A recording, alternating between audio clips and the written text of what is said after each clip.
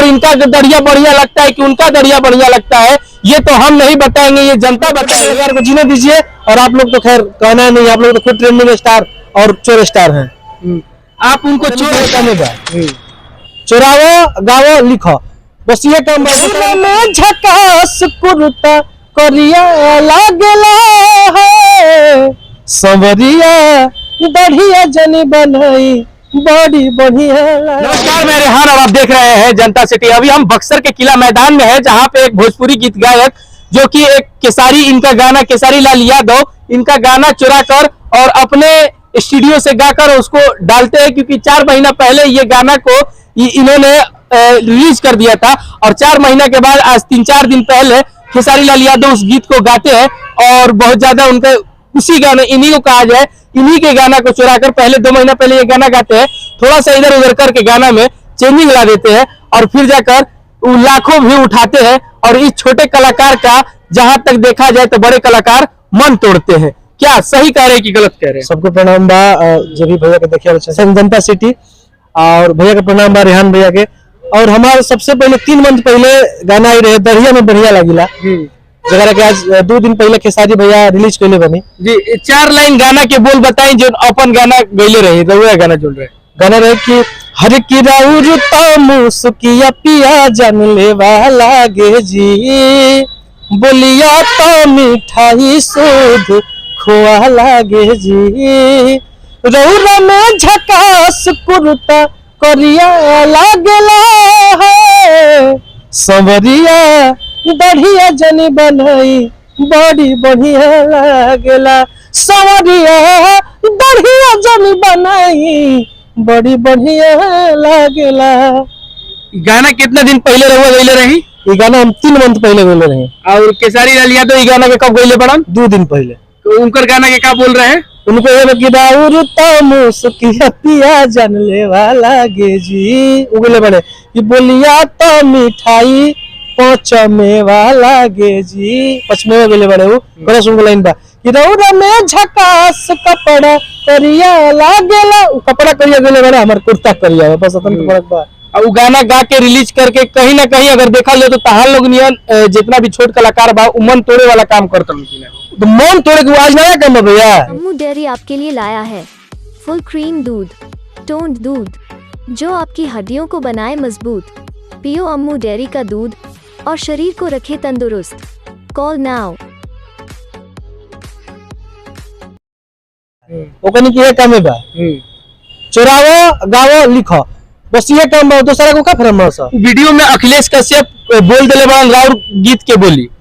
हाँ बा वीडियो बा, कुर्ता करिया लागेला बोलले बड़े, जब ऐसे जब लिखले बड़े कपड़ा करिया लागेला तो कुर्ता करिया कहां से बोल रहे? ये बात के लेके रहुआ के मन में विवाद छिड़ल। विवाद तो सबसे बड़ा कि 3 मंथ पहले रिलीज भइल बा, 2 दिन पहले भइल बा। उन्हीं का टीम का कहना है कि जिस गाना पहले रिलीज होता है गाना उसका होता है, या भी जानते हैं। अगर आप ही का कोई चीज आप अपने न्यूज चैनल पे डालते हैं भैया, आज डालते हैं, वही आपका कोई उठा के दूसरा कोई अगले दिन डालता है तो उसका ऑनर तो आप ही है, आप उस पर हमेशा कार्रवाई कर सकते हैं जी। मैं आपको भी दे सकते हैं।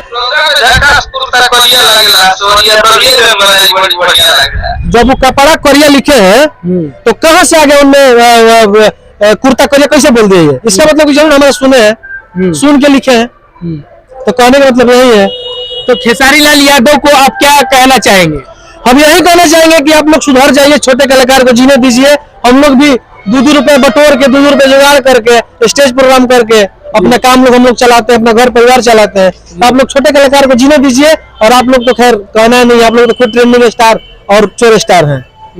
आप उनको चोर स्टार कह रहे हैं, कहीं ना कहीं यहाँ पे भी विवाद खड़ा हो सकता है। विवाद तो खड़ा हो गया भैया, आपका खड़ा होगा। अभी कुछ देर पहले भैया हो रहे थे, कह रहे थे कि हो सकता है आपका टंगवा दिया जाए, तो टंगवाइले कहते अपन हक छोड़ दिए। हम वो आदमी के कोनो मोल नहीं जगह अपने भैया अपन इज्जत नहीं किया, अपन स्वाभिमान नहीं किया, स्वाभिमान से बढ़ के बा तो हमारे घर में जाने से मार दिया। जब सही बात सही बोलबे न करो ना, सही बात है।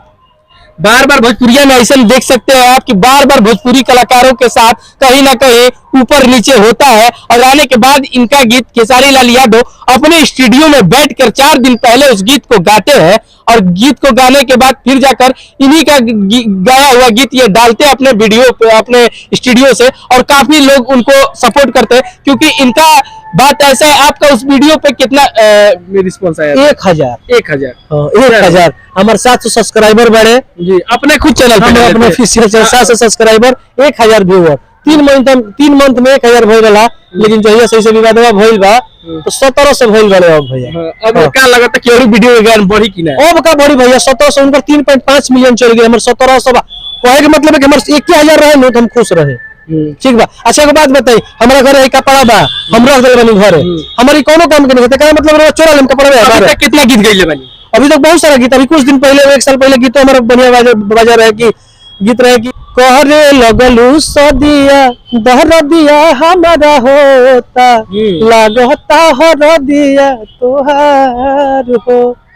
देख से जबकि इहो बात बा, इहो गाना के ट्यून उठा के ना गइलस खेसारी भैया ट्यून गइले बड़े, गुंजन सिंह जी, और कुछ लोग के नाम ना धरब, सब लोग तो कनी छोड़ा ट्यून पे का कोई ट्यून उठा के गा देला, लेकिन इनका लोग ट्यून उठा के गा देनु। आप जो इस बात को बोल रहे हैं कहीं ना कहीं कहने लगेंगे लोग कि आप भी खेसारी के पीछे कहीं ना कहीं पड़ गए हैं। जैसे अभी कुछ दिन पहले पंकज सिंह विवाद में फंसे हुए थे, पंकज सिंह ने उनकी बेटी पर गाना गाया और कहीं ना कहीं उनको बुरा लगा। अगर इस बात को आप भी बोल रहे हो आप पे भी कोई ना कोई यादव समाज एक्शन ले सकते हैं। और एक बात बताओ तनी, कहे का मतलब ये बा कि ये यादव समाज एक्शन ले, गलत के गलत कही ना, हम भी बताई ना, सही बात, गलत के गलत कहम नु ओकरे खातिर ओकरे जाने मार दी तो गलत काम गलत कहबे करम। रे हमार उठा के गइले बन तो हमार कभी हमें भेजल है कि भैया ये गीत बगावे के बा, हम गा देनी, हमार 3 मंथ पहले रिलीज बा और 2 दिन पहले बात कर तकदार हम बनी बात भाई लगी ना खेसारी लाल से भैया, हमने भी कहा होता ना पहुंच परिबेगा खाली वीडियो आई लगले इसका सब के। हां आई हमारा भी कि भैया ना कभी जी लोग फोन कर सजल अभी से कभी जी कि भैया देखिना और गीतिया आई हो गई,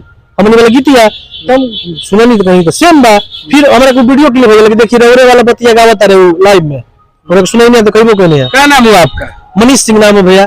इनका नाम मनीष सिंह है और यह एक भोजपुरी कलाकार है और भोजपुरी गीत गाते हैं। और इनका एक अभी गाना 4 महीना पहले इनका एक गाना आता है कि कुर्ता करिया लागेला और दढ़िया पिया के बहुत बढ़िया लागेला। और उसके बाद खेसारी लाल यादव एक गाना गाते हैं जिनका उसमें शर्ट करिया होता है और उनका भी दढ़िया बढ़िया लगता है। और इनका दढ़िया बढ़िया लगता है कि उनका दढ़िया बढ़िया लगता है ये तो हम नहीं बताएंगे, ये जनता बताएंगे, क्योंकि अभी ये छोटे कलाकार है, इनका वीडियो उन जनता तक नहीं पहुंच पा रहा है। हम इनका वीडियो का आपको लिंक भी अपने डिस्क्रिप्शन में डाल देंगे और इनका भी गाना सुन लीजिएगा। और खेसारी लाल यादव जी का भी हम उस गीत का जो इनका कॉपी किए हैं वो भी गीत आपको अपने डिस्क्रिप्शन में दे देंगे और आप लोग देख लीजिएगा। क्योंकि छोटे कलाकारों का जब तक आप जनता है, जब तक आप लोग अपने से उनका मनोबल नहीं बढ़ाइएगा तब तक ये सुपरस्टार नहीं हो सकते हैं। स्टार बनाने वाले जनता ही होते हैं और जनता ही किसी न किसी को जीरो से हीरो बना देते हैं और हीरो से जीरो भी बनाते हैं वो जनता ही होते हैं। तब तक के लिए इतना ही, बने रहिए हमारे साथ, देखते रहिए जनता सिटी। धन्यवाद। हमारा ये प्रयास कैसा लगा बताना ना भूले कमेंट बॉक्स में।